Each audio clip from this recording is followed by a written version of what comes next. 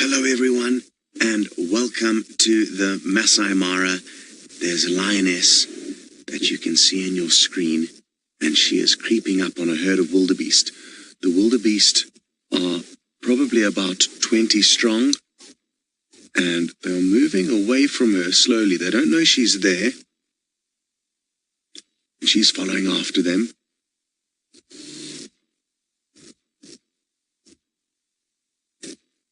So, we're coming to you live. It is, what's the time? It's about 5:30 in the morning. And she's not the only lioness within this pride. There's another 2 lionesses that are quite a long way behind her now. She seems to be doing a great job trying to completely encompass them. She wants to get onto the other side of them. But they're running. They can already sense her, which is really interesting. And I think she has lost out on this opportunity. She's probably at 12 o'clock. Well done. And the wildebeest are running off into the distance. So I'm surprised they picked her up. I think they may have heard her. She may have been approaching too hastily. James, you say you love the sight of a lioness on the stalk, and so do I. I sadly think, though, that the speed at which she was stalking caused them to detect her, and they have now run off. So the wildebeest are long gone, and there's a few more herds that I'm picking up in a thermal camera, but quite far off in the distance. There's some at kind of 2 o'clock, I think, Manu, but they're far. I'm not sure if you'll pick them up in the IR. And what will this lioness now do? She's, yeah, there, well done. You can just faintly make out the eyes there of the wildebeest running off. Quite a large herd there. And like I said, I can just pick them up in the thermal camera that I have mounted to the door of my car. It's a very cool toy. And Manu is loaded up. Here it is, here. Have a quick look. There we go. And then there's the kind of picture, but sadly the lens that, the lens that Manu's got on is very, very long. It's a 1,000mm lens, which allows him to do this. That lioness is a long way off, and he's shooting in infrared, so we have got absolutely no lights on. The only time we switch on lights is when we are off-roading through some treacherous terrain to prevent ending up in a hole. But we've got some epic machinery which allows us to really showcase some incredible nocturnal safari action. Barbara, you are wondering if the lioness's lack of success is normal. And yes, it is. I guess what could be the problem, and what's interesting with this pride, is they keep joining up, splitting off. For those of you who were with us earlier, there wasn't a big male around then. Now he's popped up onto the scene. We think another lioness has also popped onto the scene. We're kind of battling to keep track of who's who.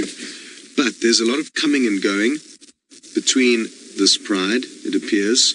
We were with some members of them this morning. Now we've had different members this evening, some coming, some going. So all quite interesting and hard to keep track of.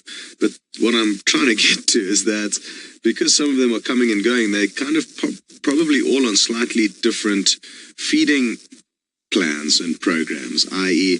some may have fed recently and others not so recently. I'm guessing this lady that is the most eager to hunt all on her own has been with those who haven't fed recently, whereas others may have. So that's why we're not probably seeing the cohesion and teamwork, or at least combined efforts within hunting this evening.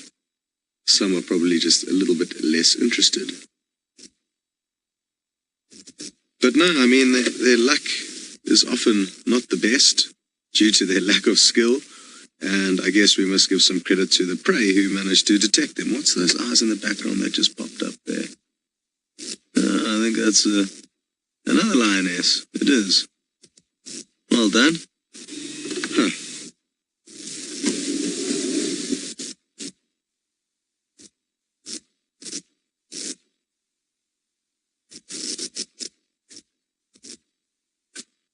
wonder what lioness those were, because I mean, unless, I think those were another two that possibly tried to help her but went way off in the wrong direction to which the herd ran, so just a bit of, I guess, bad luck there again. Let's get back to the road and then we can show you who else is in this pride. Molly, you interested to know how do they work out which lion attacks first? And that is the problem, Molly. They don't know how to plan properly, and if they did, they'd be far more successful. So there's a lot of, and look, to be fair, there's a lot of variables in terms of which way their prey may run. Therefore, depending on which side you go, be it the left or the right, you may have the prey run into you, or you may have them run away from you. So there's just so many variables and unknown. And what's also important to realize is that they do not plan as much as I think we as humans think they do. We have got far bigger brains than a lot of our other animals that we coexist the planet with. Our bodies and our senses have decreased. Our sense of smell, hearing, sight, our speed, our fur's all gone. And what I'm getting to is that our brains have grown and theirs haven't. So they're not as clever and they cannot plan and execute hunts as well as we would if we could climb into their body. So now who has gone where? These lions are all splitting up and moving in all different directions. There's some to our right, there's some to our left. There's the, I think the big male mono is going to just walk by on the left-hand side of the vehicle now. He's just popping by now.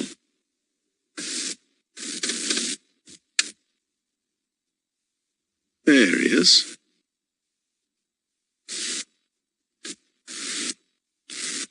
Hi, Bob. You would like to know which pride of lion this is, and I think it could be the Egyptian goose pride. There's one female with a very distinctive kink in her tail, and I'm guessing she may be part of the Egyptian goose pride, but to be honest, I'm not certain that there are many people that know who belongs to which pride in the Mara Triangle at the moment. The researchers certainly couldn't shed any light on this very, very distinctive lioness who was around here earlier. I'm sure we may be able to show you her again, unless, of course, she too has gone off on her own mission. Oh, yes, they're going to roll.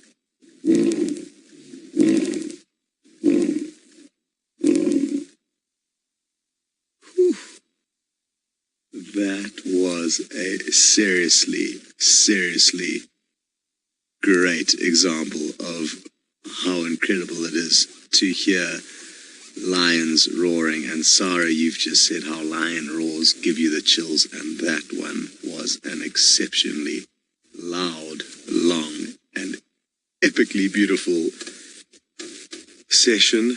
Whew, I haven't had that feeling for quite a while. They were really going for it there, and they were all around us, so that was some absolutely reverberating audio. I literally felt like I was in a small earthquake there. Mono? Hey? Shoo!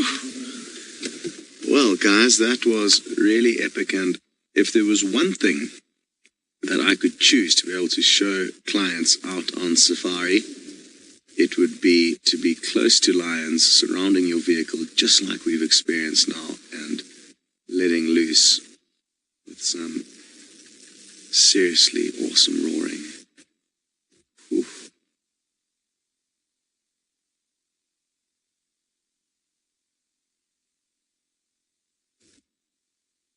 Chloe, yes, you are dead right. The fact that they have now just let off this bone-chilling roar would have been heard from many miles away. Even our poor ears can hear a lion roaring from 5 miles on a still night like tonight. So their prey will definitely know exactly where they are. However, we don't have to worry too much about that because we are in the middle of the migration in Kenya, in the Masai Mara, and if a herd of wildebeest comes stampeding through this pride of lion, which they could, the lions will jump onto them, and the fact that these lions roared may have caused a little bit of a frenzy and a panic in a faraway herd that could end up running right here. The wildebeest, from what I'm learning spending these nights out, seem to lose their mind after dark. And you could imagine, I guess, if you relate it to us as humans, you put too many people into a small area, not that the area here is small, but I mean, if you put a whole bunch of people together, even in a big open field, and you create some panic and give people a fright, and people start stampeding and running, everybody joins in the chaos. And then everyone stops thinking. So that is what I've noticed after dark. Even if there's no predators immediately nearby, last night we had wildebeest stampeding, shoaling almost, like schools of fish going around in circles. It was phenomenal. And it's all kind of self-induced frenzy due to the chaos of all of their numbers. So yes, ordinarily though, their prey would have a good idea where they are now, and it also indicates that they're not hugely interested in hunting. If they were, they'd be keeping quiet. I'm interested to know which lion actually started that roaring. It wasn't the big male, which is the one that Manu mainly filmed during the roaring. He joined in a little bit later, so I don't know if it was a female or one of these young males, this young male here that we're looking at. Either way, for now it seems like hunting is not on the cards for them, but we will be sure to let you know if that changes. So keep tuned in on the updates so that you don't miss out. And it's the time now. Dawn's probably going to break in about an hour or so. Not even. 40 minutes. It'll start getting light. And in just over an hour, we're actually going to be going live with our sunrise safari. And I can give you a quick weather report. It is going to be a beautiful, beautiful morning. The clouds have cleared. We had a very rainy evening up until about 12, but things are looking really good for our sunrise safari. So that's going to be in just over an hour's time. And as it suggests, the sun should be shining, and who knows what will be going on. So that's also an option for a little bit later. Okay, everyone. Thank you for joining. And maybe these lions will have a little bit of luck the next time you join them on the hunts. Goodbye.